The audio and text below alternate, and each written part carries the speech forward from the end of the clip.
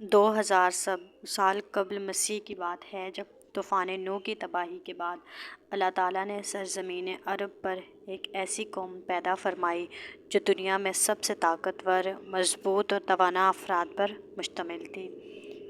یہ لوگ جسمانی خوبصورتی، سرخ و سفید رنگت اور وجاہت میں اپنا ثانی نہیں رکھتے تھے۔ مال و دولت کی فراوانی، شاندار تہذیب و تمدن، شان و شوکت سمیت دنیا کی ہر نعمت و آسائش انہیں میسر تھی۔ قرآن مجید میں ارشاد باری تعالیٰ ہے کہ ان جیسی کوئی اور قوم اور ملکوں میں پیدا نہیں کی۔ ایک اور جگہ فرمایا، اور یاد تو کرو جب اس نے تمہیں قوم نوح کے بعد سردار بنایا اور تمہیں زمین پر خوب پھیلایا۔ ان کے قد 6 گز یا 18 فٹ تھے۔ قوم عاد سے متعلق تفصیل سوائے قرآن کریم کے اور کسی مذہبی یا قدیم تاریخی کتاب میں نہیں ملتی۔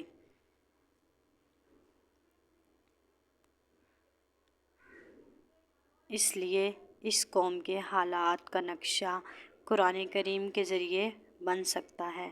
قوم عاد کا ذکر قرآن کریم کی 9 سورتوں میں ہوا ہے۔ قوم عاد کا شجرہ نسب۔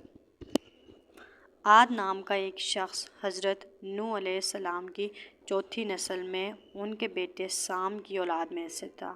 چنانچہ اس شخص کی اولاد اور اس کی پوری قوم قوم عاد کے نام سے مشہور ہو گئی۔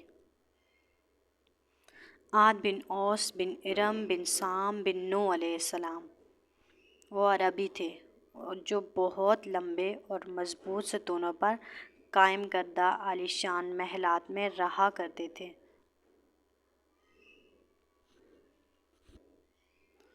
قرآن کریم نے انہیں ارم ذات العماد یعنی ستونوں والے کے نام سے یاد کیا ہے۔ ارم ان کا بہت خوبصورت شہر تھا جس کے آثار 1984 میں خلائی شٹر چیلنجر کی مدد سے دریافت کیے گئے۔ یہ علاقہ آج کل عمان کا حصہ ہے۔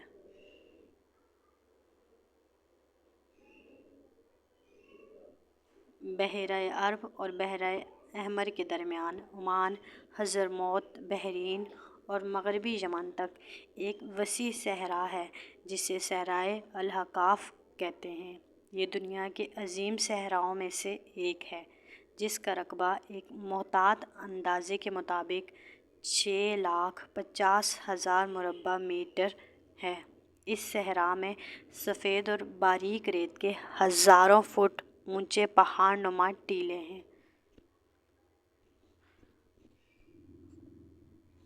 جہاں کوئی بھی چیز پھینکی جائے تو منٹوں میں غائب ہو جاتی ہے۔ کسی زمانے میں یہ دنیا کا سرسبز و شاداب علاقہ تھا اور وہاں یہ قوم عاد آباد تھی۔ آج یہ بھیانک صحرا اللہ تعالیٰ کی کھلی نشانیوں میں سے ایک اور اہل زمین کے لیے جائے عبرت ہے۔ شداد کی جنت۔ قرآن کریم میں ارشاد باری تعالیٰ ہے، ترجمہ ہے، وہ ارم ستونوں والے جن کی مانند کوئی قوم ملکوں میں پیدا نہیں کی گئی۔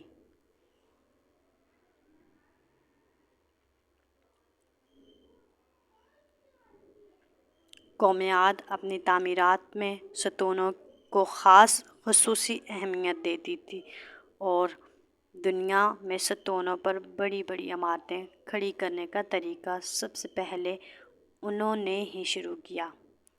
حالیہ دور میں ایک شہر کے جو زیر زمین آثار دریافت ہوئے ان سے پتہ چلتا ہے کہ اس شہر کی فصیل پر 30 ستون یا مینار بنائے گئے تھے۔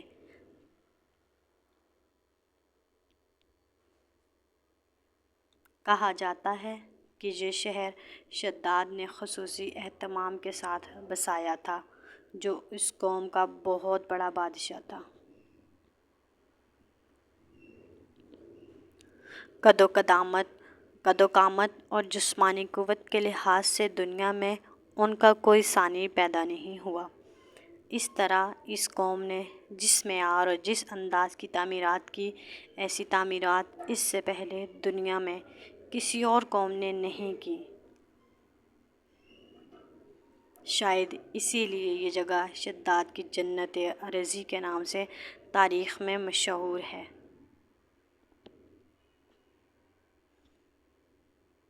بعض مفسرین نے فرمایا کہ ارم اس جنت کا نام ہے جو عاد کے بیٹے شداد نے بنائی تھی، اور اس کی صفت ذات العماد ہے کہ وہ ایک عظیم الشان عمارت بہت سے ستونوں پر قائم ہوئی اور سونے، چاندی اور جواہرات سے تعمیر کی گئی۔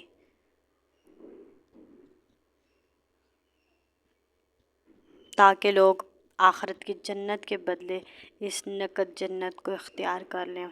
مگر جب یہ عالی شان محلات تیار کیے گئے اور شداد نے اپنے رؤسائے مملکت کے ساتھ ان میں جانے کا ارادہ کیا تو ان پر اللہ تعالیٰ کا عذاب نازل ہوا، وہ سب ہلاک ہو گئے اور وہ محلات بھی مسمار ہو گئے۔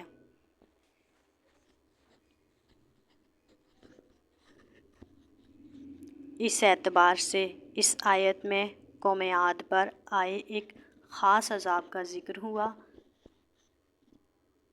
جو شداد بن عاد اور اس کی بنائی ہوئی جنت پر نازل ہوا۔ ایک اور روایت کے مطابق عاد کے بیٹے شداد نے جب جنت کے نام اور خصوصیات سے متعلق سنا تو اس نے زمین پر ایسی ہی جنت بنانے کا ارادہ کیا اور عدن کے کسی صحرا میں تعمیرات کا کام شروع کر دیا، اور مسلسل 300 برس کی شب و روز محنت کے بعد دنیا میں ایک خوبصورت جنت بنا دی جس میں شاندار محلات بھی تھے اور نہریں، آبشاریں بنی۔ شداد کی عمر 900 سال ہو چکی تھی۔ ایک دن اس نے قوم عاد کے لوگوں کو جنت کے دیدار کی دعوت۔ وقت مقررہ پر اپنی جنت کی جانب روانہ ہوا اور ابھی اہل ارم کے دروازے کے قریب ہی پہنچا تھا کہ رب ذوالجلال کے عذاب نے آ گرا، یوں شداد اپنی جنت سمیت زمین میں دفن ہو گیا۔